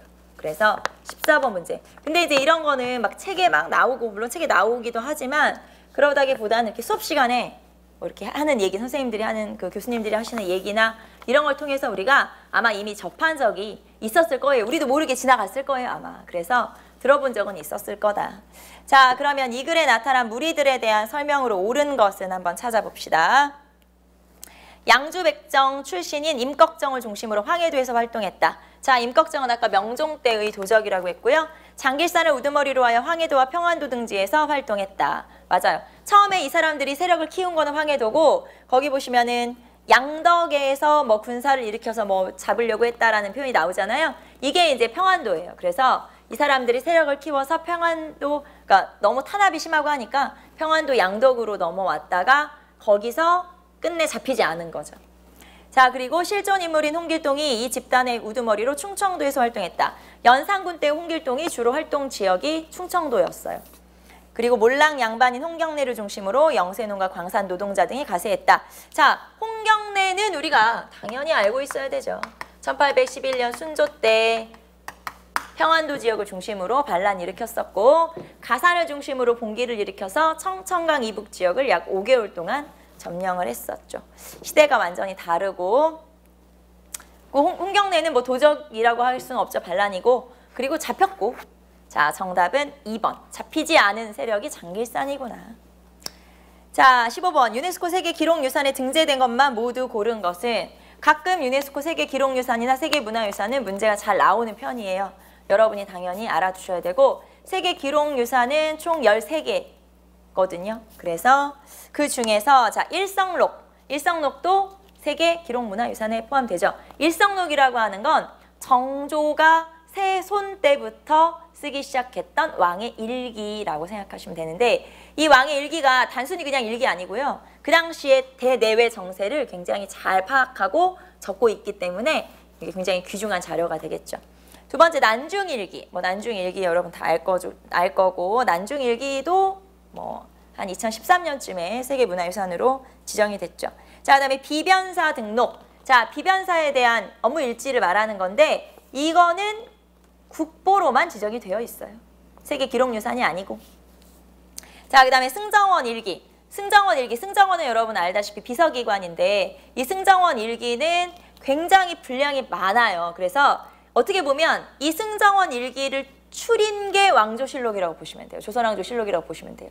그래서 승정원 일기가 굉장히 꼼꼼하고 많은 분량의 기록이고, 이렇게 다양하고 많은 기록을 굉장히 방대한 양으로 해놓은 기록이 굉장히 중요하기 때문에, 의미가 있기 때문에 세계 기록문화유산으로 지정이 되어 있고요. 이 승정원 일기 같은 경우는 아직도 해석을 하고 있다고 해요. 해석이 다 안 돼서 너무 양이 많아가지고. 조선왕조실록은 이미 다 해석이 돼서 이제 다 데이터베이스화 되어 있지만, 이 승정원 일기 같은 경우는 아직도 해석 중, 분량이 많아서. 자, 그 다음에 한국의 유교 책판, 유교 책을 이렇게 찍어내는 책판이 역시 세계 기록문화유산으로 지정이 되어 있어요. 여러분이 좀 낯설 수 있지만 시험 보기 전에 항상 여러분이 체크해야 되는 것 중에 하나가 세계문화유산, 세계기록유산. 당연히 시험 보기 전에 체크하고 들어가야 되는 게 바로 이거기 때문에 이 문제도 뭐 여러분 별로 어렵지 않게 풀었을 거라고 생각하고요. 자, 정답은 3번이죠. 다음과 같이 주장한 학자에 대한 설명 16번. 옳은 것은, 나의 학문은 안에서만 구할 뿐이고 밖에서는 구하지 않는다. 그런데 오늘날 주자를 말하는 자들로 말하면 주자를 배우는 것이 아니라 다만 주자를 빌리는 것이요 주자를 빌릴 뿐 아니라 그 주자를 부해해서 자기들의 뜻을 성취하려고 하고 주자를 끼고 위험을 지어 자기들의 사욕을 달성하려 할 뿐이다. 자, 여기 보시면은 아마 16번 문제도 여러분이 이게 나는 이거 들어본 적이 없다 했던 또 어려운 문제 중에 한 문제였어요. 그래서 아마 지문을 보고는 지문이 이게 뭘까 여러분 되게 힘들었을 텐데 풀 때 자, 일단 한번 내용을 파악해 보면 주자를 말하는 자들이 지금 나쁘다라고 지금 얘기하고 있죠. 거기 보시면 주자를 빌리는 거고 주자를 부해하는 거고 주자를 끼고 사욕을 채우려고 하는 거고 즉 주자를 공부하는 사람들을 비판하고 있어요. 자, 무슨 말이냐면 주자라고 하는 사람이 성리학을 집대성한 사람이니까 결국에는 주자로 상징되는 게 성리학을 공부하는 사람들을 비판하고 있는 거예요. 그래서 성리학 비판을 하고 있는 내용이구나. 성리학의 그러니까 성리학을 공부하는 사람들이 진심을 가지고 진실로 공부를 하는 게 아니구나 라는 걸 비판을 하고 있는 정제두의 글이에요. 정제두라고 하면 강화학파를 형성한 사람이고 그렇기 때문에 양명학에 해당이 되겠죠. 그래서 정제두의 하곡집이라는 책에 나오는 내용인데요. 여기서는 지금 주자 또는 성리학을 비판하고 있는 내용이죠. 자, 그러면 이건 양명학이구나. 우리가 양명학이라고 하면 첫 번째 제일 여러분이 먼저 떠올려야 되는 게 지행합일의 이론이죠. 암과 행하는 것은 따로 떨어져 있는 것이 아니고 일치해야 된다. 그래서 지행합일이라는 표현하고 자, 그 다음에 우리가 양명학 하면은 강화학파. 이 정제두라고 하는 사람이 자신의 가솔들을 데리고 이사를 가서 강화도로 이사를 가서 가학의 형태로 계속 전해서 공부를 하게 되죠. 그래서 우리가 강화학파 하면 바로 양명학을 얘기하는 거고요. 자, 그래서 지행합일이라고 하는 이론, 그 다음에 강화학파라고 하는 거, 요 정도는 기억하셔야 되고요. 그리고 양명학을 처음 받아들일 때 이제 주로 양명학을 수용하면서 받아들였던 사람들이 소론이죠. 소론과 종친들이 주로 양명학을 받아들이게 되죠. 자, 그러면 이 학자의 주장에 대한, 이걸 주장한 학자에 대한 설명으로 옳은 것. 자, 1번 양지와 양능의 본체성을 근거로 지행합의를 긍정하였다. 자, 암과 행함은 분리되는 것이 아니고 선우가 있는 것이 아니다. 그러므로 일치하는 것이다. 지행합일이 요 양명학에서의 가장 대표적인 이론이다 라고 볼 수가 있죠. 그래서 여러분 지행합일만 보고도 양명학이구나 아마 찾았을 거고요. 두 번째, 교조화된 주자학을 비판하다가 사문난적으로 몰리어 죽음을 당하였다. 교조화라고 하는 건 이제 성리학을 너무나 절대화하고 숭상하는 그런 풍토를 우리가 교조 또는 절대화라고 표현을 하는데 자, 그러면 이렇게 성리학만 숭배하거나 절대화하는 사람들을 비판을 하다가 제거된 사람들이 누구냐? 자, 이 사람들이 바로 성리학을 비판했던 상대화했던 사람들이죠. 윤휴나 박세당을 얘기하는 거예요. 윤휴나 박세당이 여기에 해당되죠. 여러분 아마 사문난적, 교조화된 주자학을 비판 이런 표현에서 윤휴나 박세당을 떠올렸을 거고요. 자, 서인의 영수로서 왕과 사족, 선비의 예가 같아야 한다고 주장하였다. 자, 서인의 영수 가장 대표적으로 송시열이 여러분 생각날 거고 그 다음에 왕족과 사족과 서민의 예가 같아야 된다. 우리 이거를 천하동례라고 하죠. 자, 우리 이거 어디서 배웠냐면 어디서 우리가 들어봤었냐면 예송논쟁에서 여러분 기억나죠? 예송논쟁에서 모든 예절은 같아야 돼. 사대부든 양반이든 그 다음에 왕이든 모든 예절을 같아야 되기 때문에 상복을 일반 양반들과 왕이 같게 입어야 된다. 1년 상복을 입어야 된다. 라고 주장했던 요 천하동례 이거를 주장한 사람이 서인의 영수였던 송시열이었죠. 자, 4번 유교문명 이외에도 유럽, 회교, 불교 문명권을 소개하여 시야를 넓혀주었다. 자, 이 책은 지봉유설이에요. 이수광의 백과사전적 저서, 이수광의 지봉유설, 백과사전적 저서가 되겠죠. 그래서 지봉유설을 얘기하는 거고요. 자, 그래서 여러분 여기에서는 요 지행합일이라고 하는 표현을 통해서 양명학 떠올리시면 되고요. 그리고 주자를 비판하고 있는 내용을 보고 찾으실 수 있겠죠. 그래서 여러분 16번이 좀 어려웠을 거다. 자, 정답은 1번이고요. 그 다음에 17번 봅시다. 다음 사건이 일어난 순서대로 바르게 나열한 것은 사건의 순서대로 나열해라 라고 했죠. 역시 이것도 여러분이 연도를 체크하고 있으면 풀 수 있는 문제. 그래서 여기 앞에 나왔던 문제하고 이 문제처럼 이렇게 연도를 우리가 구체적으로 알아야 되는 문제들이 실급 시험에서는 출제가 반드시 되거든요. 그러니까 연도를 좀 알고 있어야 되겠죠. 한번 체크를 해보도록 합시다. 자, 첫 번째, 일제는 중국 마적단을 매수하여 훈춘의 일본 영사관을 공격하게 하는 조작 사건을 일으켰다. 자, 우리가 이 사건을 훈춘 사건이라고 하고요. 자, 그 다음에 훈춘 사건을 일으켜서 일본이 군대를 대규모로 일본에 파견했죠. 일개 사단을 파견했고, 그랬는데 그 일개 사단마저 독립군에게, 우리 독립군들에게 굉장히 많은 피해를 입게 되고요. 우리가 엄청난 승리를 거두게 되죠. 자, 그러면 훈춘 사건을 조작해서 이때 일으킨 사건이 뭐였냐? 이게 청산리 대첩이 되겠죠. 그래서 청산리 대첩. 자, 그러면 청산리 대첩은 1920년 10월에 있었던 사건이죠.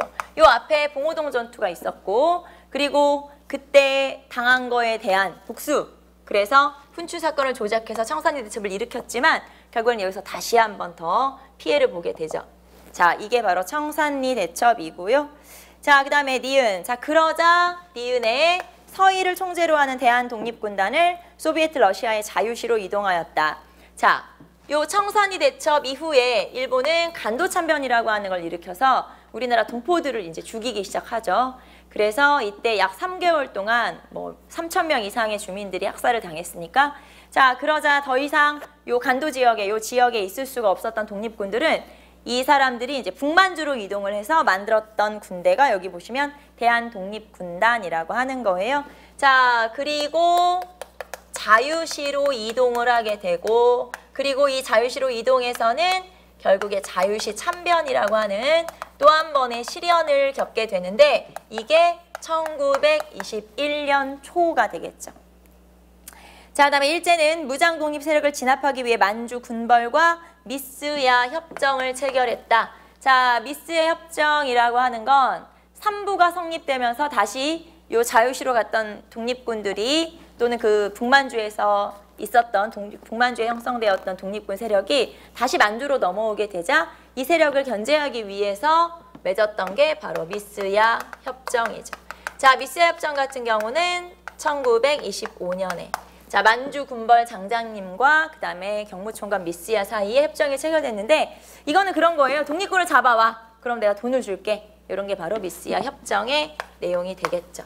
자, 그리고 한국 독립당 산하에 지청천을 총사령관으로 하는 한국 독립군이 조직되었다. 자, 3부가 성립이 됐었고요. 이 3부가 나중에 통합이 되는데 1920년대 후반으로 가면 국내외 모두 통합운동이 일어나게 돼요. 그래서 독립운동 단체들을 통합을 하는데, 이 3부, 참의부, 정의부, 신민부가 하나로 통합되지 못하고 두 개로 통합이 되죠. 그게 국민부와 혁신의회가 되죠. 국민부와 혁신의회가 되고, 자, 여기에서 개편이 되고 그리고 당이 만들어지고 하면서 국민부에는 조선혁명당 그리고 조선혁명군이 만들어지고요. 혁신의회에서는 한국독립당 그리고 한국독립군이 편성이 되는데, 이때가 언제쯤이냐? 한국독립당이 편성이 됐다라고 했죠. 당군. 이게 1930년쯤 되죠. 자, 그래서 1930년. 자, 그러면 순서대로 연결을 하다 보면 훈춘 사건, 자유시 참변, 미스야 협정, 한국독립군 조직. 그래서 순서대로 하면 기역, 니은, 디귿, 리을 이렇게 편성이 되겠죠. 정답은 1번. 그래서 이 문제도 여러분 시기를 체크하고 계셨으면 별로 어렵지 않게 풀었을 거예요. 자, 18번으로 넘어갑시다. 다음 상황이 일어난 이후의 사실을 보기에서 모두 고른 것은, 자, 일본군이 경복궁을 습격하자 이에 전봉주는 삼리에 대도소를 설치하여 농민군의 삼리의 집결을 도모하였고, 기병을 촉구하는 통문을 돌렸다. 통문에는 이번 거사에 호응하지 아니하는 자는 불충무도한 자이다 라는 내용이 담겨 있다. 자, 결국에는 이 시기가 언제냐? 요 이후에 일어난 일을 찾아라. 자, 일본군이 경복궁을 습격하자 전봉준이 삼리에서 모였다라고 했는데 우리가 앞에서 잠깐 1차 가부개혁 얘기를 하면서 조금 설명을 했었죠. 그거랑 연결되는 내용이라고 보시면 되겠죠. 자, 동아농민운동이 일어나자 청군과 일본군이 우리나라에 들어오게 되죠. 우리는 물론 청군만 불렀지만 일본군이 같이 들어오게 되고 일본군과 청군이 외국 군대가 들어오자 동아농민군은 자진 해산을 선택하죠. 그 전주 화약을 체결하고 해산을 하게 되는데 그러면서 이제 뭐 자치기관을 만들고 집강소를 설치하고 하게 되는데 그때 일본은 이게 기회라고 생각한 거예요. 우리 군대가 다시 들어오게 됐으니까 이거를 기회로 삼아서 조선을 내가 차지해야 되겠다. 그랬기 때문에 이 일본군이 여기 보시면 경복궁을 점령하고 이제 세력을 장악하게 되죠. 자, 그러자 이 일본군을 축출하기 위해서 다시 모이게 돼요. 그래서 삼리에서 삼리에서 집결을 하고 이 군대가 남접과 북접이 논산에서 집결을 하게 되는데 지금 그 얘기를 하고 있는 거죠. 자, 그러니까 여기서는 독립군의 2차, 동학농민군의 2차 봉기를 얘기하는 거고요. 처음에는 삼리에서 집결을 했다가 다시 논산에서 집결하게 되죠. 삼리에서 모였던 거는 남접만 모였었고요. 논산에서 남접과 북접이 모두 모이게 돼요. 남북접이 모두 집결을 하게 되죠. 자, 그래서 삼리에서 모였던 게 1894년 9월이고 논산에서 집결했던 게 1894년 10월이고요. 자, 이 논산에 집결한 남접과 북접이 서울로 진격해서 지금 일본군을 쫓아내자 경복궁을 장악하고 있으니까 자, 가다가 중간에 우금치 전투에서 이제 결전을 벌이게 되죠. 그래서 요 전투가 공주 우금치 전투가 되겠죠. 자, 이 공주 우금치 전투가 1894년 11월이니까 이 전투에서 실패를 하면서 결국에는 동아농민운동이 전체적으로 실패로 끝나게 되는데 자, 그러면 이 시기쯤을 찾으면 되겠죠. 기억 한번 볼까요? 농민군은 황토현에서 관군을 격파하였다. 황토현 전투 같은 경우는 1차 봉기에 해당되는 전투죠. 그래서 1894년 4월 초에 해당되고 정부와 농민군은 전주에서 화약을 체결했다. 자, 전주 화약은 1894년 5월에 있었던 일이죠. 자, 그 다음에 북접과 남접이 논산에서 합류하여 집결하였다. 자, 삼리에서 모인 다음에 논산에서 집결하게 되죠. 그래서 1894년 10월에 논산에서 집결하게 되고 자, 논산에서는 남북접이 모두 합류하게 되죠. 농민군은 공주 우금치에서 관군과 일본군과 연합부대를 맞아 격돌하였다. 자, 공주 우금치 전투가 1894년 11월이라고 했으니까 우리가 요 시기 이후에 즉 삼리 집결 이후의 일을 찾으라고 했으니까 이렇게 찾으시면 되겠죠. 정답은 디귿, 리을. 동아농민운동에 관한 문제는 이렇게 과정이나 순서를 물어보는 문제가 제일 많이 출제가 돼요. 그렇기 때문에 여러분이 동아농민운동의 문제에 대해서는 이렇게 좀 꼼꼼하게 시기를 체크를 하시면 되겠죠. 정답은 4번 찾으시면 되고요. 자, 19번. 아마 여러분이 이 20문제를 풀면서 가장 어렵다라고 느꼈던 문제가 19번 문제가 아닐까. 당연히. 자, 아마도 우리가 보통 조선 후기의 역사서나 이런 책들을 살펴보면 보통 많이 나오는 교재들이 있잖아요. 많이 나오는 역사서들이 있잖아요. 한 5권 정도? 그 정도면 굉장히 우리가 디테일하게 공부를 하지 나머지 역사책들 같은 경우는 그 디테일하게 공부를 하지 않죠. 그런데 이제 여기서는 조선 후기 역사책의 어떤 정통성 문제, 뭐 기자를 중시했는지 단군을 강조했는지 이거를 좀 문제를 물어보고 있기 때문에 아마 좀 가장 어려운 문제가 아니었을까 생각하는데 여기서는 여러분이 이거를 좀 체크해 놓으시면 돼요. 단군 조선을 처음으로 봤는지 아니면 단군 조선을 무시하고 기자 조선을 좀 강조했는지 그런 것들을 좀 체크하시면 이거를 나눌 수가 있죠. 이름도 복잡하지, 그 다음에 여기 내용도 어렵지. 그래서 요 조선 후기 역사서 중에 요 이제 우리 안정복의 동서남북 그 이전의 역사서나 이런 것들을 어렵게 느낄 수가 있거든요. 근데 거기서는 단군이나 기자 어떤 것들을 강조했는지를 좀 체크하시면 훨씬 좀 분류를 할 수가 있겠죠. 자, 한번 봅시다. 1번. 임상덕의 동사회강에서는 마한을 정통으로 인정하지 않고 삼국을 무통으로 보았다. 자, 임상덕의 동사회강에서는 자, 거기 보시면 삼국을 무통으로 보았다라고 했는데 통일신라와 고려 이후를 좀 정통으로 본 거예요. 그래서 그 이전의 시대를 통일신라와 고려를 굉장히 정통으로 보고 자, 그 이전 시대는 통일신라와 고려 이후만을 좀 정통으로 보는 그런 시각을 가지고 있었고 자, 그 다음에 이 동사회관 같은 경우는 동사 강목에 영향을 줬던 그런 역사서에 해당되죠. 자, 그래서 삼국까지는 무통으로 보고 그 다음에 통일신라와 고려를 더 강조한 그런 역사책이다. 맞는 설명이 되겠죠. 2번, 안정복의 동사 강목에서는 삼국을 무통으로 하고 단군, 기자, 마한, 통일신라를 정통으로 했다. 우리가 안정복의 동사 강목은 여러분 잘 알고 있을 것이고 독자적 삼한 정통론을 제시하고 강조했었죠. 그래서 당연히 2번 내용은 여러분 쉽게 풀었을 거예요. 3번, 홍만종의 동국역대 총록에서는 단군을 배제하고 기자, 마한, 통일신라의 흐름을 정통으로 규정하였다. 단군 정통론을 강조한 역사책이에요. 단군을 좀 강조한 역사책이죠. 그래서 여기서는 단군을 강조했는지 단군을 제외했는지 이런 걸 좀 정리해 두시면 되겠죠. 자, 그래서 단군, 기자, 마한 이렇게 쭉 연결된다라고 본 거고요. 자, 그래서 3번이 정답인 거죠. 단군을 배제한 게 아니라 단군을 강조했다는 거. 단군, 기자를 강조했다. 자, 그다음에 홍여화의 동국통감제강에서는 기자의 정통이 마한을 거쳐 신라로 이어졌다고 한다. 단군을 빼고 단군을 배제하고 기자를 강조했던 책이에요. 자, 그래서 기자의 전통이 마한을 거쳐 신라로 이어졌다고 보았다. 맞는 설명이죠. 그래서 단군을 강조한 거는 홍만종의 동국역대 총목이고 그 다음에 단군을 배제한 거는 동국통감제강이고 이렇게 볼 수가 있죠. 자, 그래서 3번이 정답이었고요. 여기서는 단군을 강조했는지 기자를 강조했는지를 좀 분류해 놓으시면 훨씬 쉽게 여러분이 접근할 수 있을 거예요. 정답은 3번. 제일 어려웠던 문제였죠. 자, 그 다음에 20번. 가 시기에 있었던 사실로 옳은 것. 가는 이제 6.25 전쟁의 과정이 나와 있죠. 6.25 전쟁에서 가장 많이 물어보는 문제가 바로 이렇게 과정을 물어보는 문제예요. 그렇기 때문에 여러분이 대비를 했을 걸로 보고요. 자, 가 시기에 있었던 사실로 옳은 것은 서울 수복. 우리가 보통 928 서울 수복이라고 얘기하죠. 자, 3개월 만에 서울을 다시 되찾은 시기고요. 그 다음에 1951년 1월 보통 우리가 일사후퇴, 다시 서울을 뺏긴 시기를 일사후퇴. 자, 그러면 서울을 우리가 되찾았다가 서울을 다시 뺏기게 되는데 왜 그랬냐?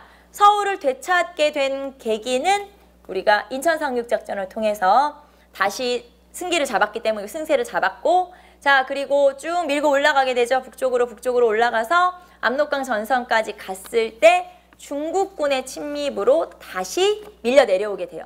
그래서 흥남 철수, 일사후퇴 이렇게 연결되거든요. 그렇기 때문에 이 가운데는 뭐가 들어가면 되냐? 자, 쭉 압록강 전선까지 갔다가 중국군의 침입으로 밀려 내려오는 흥남 철수 그런 내용들이 들어가면 되겠죠. 자, 그러면 1번 봅시다. 대규모의 해상작전인 흥남 철수가 이루어졌다. 시기만 한번 측정해볼까요? 우리가 체크해볼까요? 흥남 철수 같은 경우는 1950년 12월 24일 그러니까 12월 말이라고 보시면 돼요. 자, 그래서 대대적인 철수작전이 벌어지게 되죠.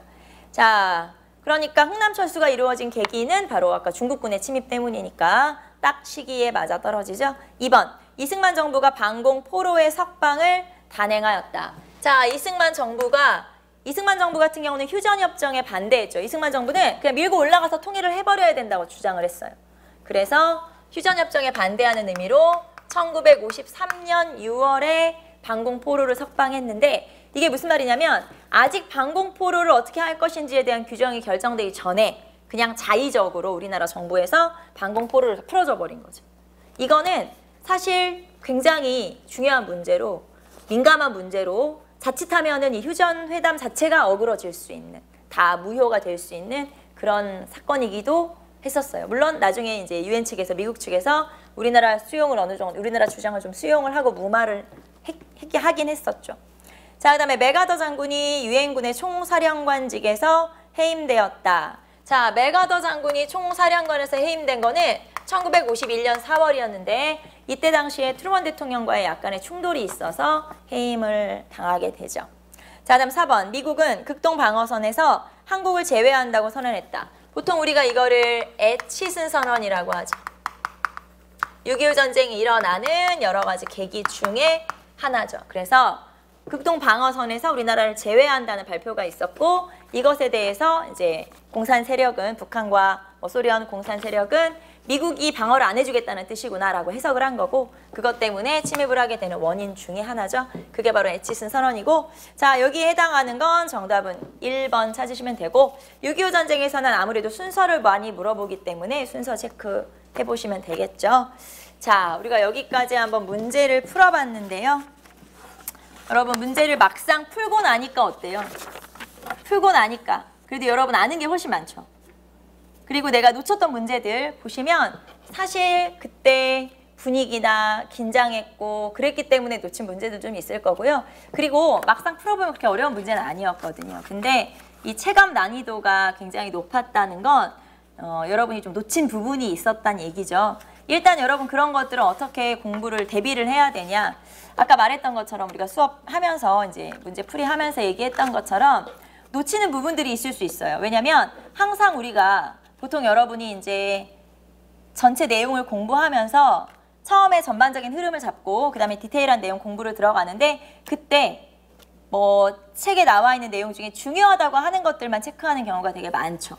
또는 뭐 노트 같은 거 보면서 중요한 것들만 체크하는 경우가 있지만 결국에는 시험은 이런 우리가 예상하지 못한 부분에서도 충분히 나올 수가 있기 때문에 놓치는 부분들이 있으면 안 되거든요. 그래서 다시 한번 강조하는 건 첫 번째 꼼꼼하게 공부를 할 수밖에 없다. 뭐 암기 요약된 것만 보시지 마시고 전반적인 내용에 대해서 알아야 되기 때문에 나중에는 이런 내용들까지도 디테일하게 좀 볼 필요가 있고요. 그 다음에 두 번째는 꼼꼼하게 공부할 것. 두 번째는 사료를 잘 분석할 수 있어야 돼요. 우리가 나오는 사료 제시형 문제가 8문제가 출제가 됐었는데 이런 사료 제시형 문제에서 여러분이 이거는 내가 본 적 없는 사료인데 하는 것들도 분명히 있을 수 있거든요. 그런데 내가 처음 본 사료를 하더라도 거기에서 힌트를 얻을 수가 있어요. 분명히. 힌트가 다 들어있게 마련이거든요. 그래서 사료를 내가 모든 사료를 다 볼 수는 없으니까 사료를 분석하는 연습을 좀 하실 필요가 있고 그거는 여러분 교재에 나와 있는 내용과 같이 연결을 시켜서 공부를 해야 되거든요. 그래서 사료를 좀 보는 연습을 할 것. 그 다음에 세 번째는 암기 문제. 어쩔 수가 없어요. 우리가 7급 문제는 좀 디테일한 내용들도 물어보기 때문에 이런 연도나 아니면 내용들을 암기를 할 수밖에 없고요. 그거는 첫 번째 제가 얘기했던 꼼꼼하게 공부해야 된다랑 연결되는 거죠. 그래서 연도 또는 암기, 내용 암기까지 우리가 해야 그래서 전반적인 내용을 좀 그 교재에 나와 있는 우리가 역사 한국사라고 하는 이런 내용들을 좀 방대하게는 하지만 여러분이 좀 전반적인 내용을 꼼꼼하고 디테일하게 공부하는 수밖에는 없고 그게 사실 뭐 별다른 얘기는 아니잖아요. 제가 한 얘기가. 하지만 그게 한국사를 제일 잘할 수 있는 그런 방법이거든요. 그래서 여러분 좀 여러 번 반복 학습과 그 다음에 디테일한 내용에 대한 공부 그리고 암기 이렇게 세 가지로 정리해 볼 수가 있겠네요. 그래서 그렇게 해서 여러분이 다음에는 더 좋은 결과를 얻을 수 있게 열심히 대비하시기를 바라고요. 자, 이로써 우리가 이제 한국사 7급 해설을 마치도록 하겠습니다. 앞으로 여러분의 더 좋은 성과를 바라겠습니다. 여기에서 마칠게요. 수고하셨습니다.